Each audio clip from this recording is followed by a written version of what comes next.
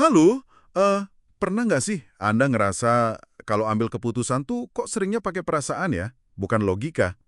Kali ini kita mau bedah soal itu nih. Kita lihat bab 66 dari buku The Art of Thinking Clearly. Topiknya menarik banget, heuristik afeksi.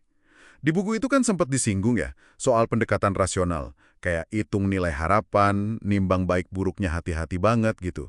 Tapi, ya ampun, siapa coba yang beneran ngitung rumit gitu pas milih katakanlah pasangan hidup? Kayaknya nggak mungkin ya.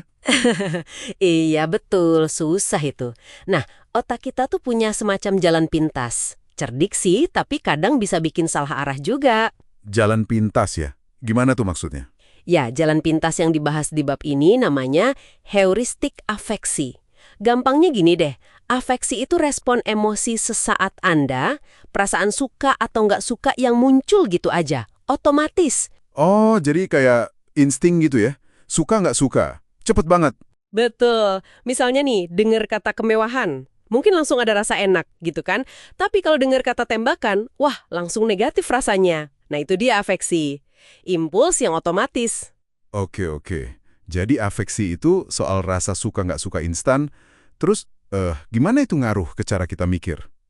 Nah ini nih bagian pentingnya menurut buku ini ya. Heuristik afeksi ini katanya bikin kita jadi susah misahin antara risiko sama manfaat. Jadi nyampur gitu ya? Iya, jadi kayak terikat gitu loh secara emosi. Coba deh Anda pikirin, ada nggak sesuatu yang Anda suka banget atau benci banget? Misalnya makanan organik, atau mungkin energi nuklir, atau bahkan merek motor deh. Sadar nggak sih kalau perasaan Anda itu, ya itu tadi, bisa jadi ngebentuk cara Anda nilai risiko dan manfaatnya. Tepat sekali. Penulisnya nunjukin gini, kalau kita suka sesuatu, ambil contoh sayuran organik deh. Kita tuh cenderung secara otomatis ya, menganggap risikonya kecil aja, tapi manfaatnya digede-gedein. Oh, jadi kayak, organik pasti sehat banget, nggak ada jeleknya lah pokoknya, gitu. Kurang lebih gitu. Sebaliknya, kalau kita nggak suka sesuatu, misalnya tenaga nuklir, nah kita cenderung melihat risikonya gede banget, serem. Manfaatnya kayak nggak kelihatan atau dianggap kecil aja. Wah, Jadi, ya reaksi emosi kita itu yang secara langsung ngebentuk penilaian kita, bukan analisis objektif. jadi intinya nih, kita tuh sering banget ganti pertanyaan, apa sih pikiran saya soal ini? Jadi pertanyaan yang lebih gampang, apa ya perasaan saya soal ini? Persis. Perasaan ngambil alih setir dari logika gitu ya. Wah, jadi kepikiran jangan-jangan milih tim bola favorit juga gitu kali ya?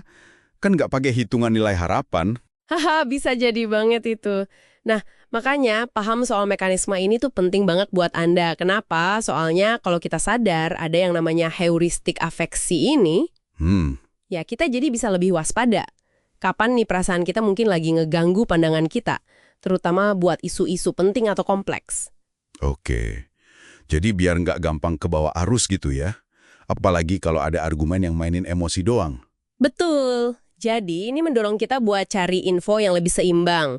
Intinya sih jadi lebih sadar gimana cara kita sampai ke sebuah kesimpulan. Bukan cuma soal kesimpulannya apa. Menarik.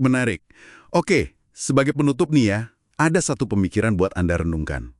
Kalau emang perasaan itu sering banget ngalahin logika, bahkan di keputusan penting, gimana caranya Anda bisa mastiin kalau keputusan besar Anda berikutnya? Entah itu soal karir, investasi, pandangan politik, atau hubungan. Gak cuma didasarin sama rasa suka atau nggak suka sesaat, yang mungkin aja sebenarnya nipu Anda. Pertanyaan bagus itu untuk direnungkan.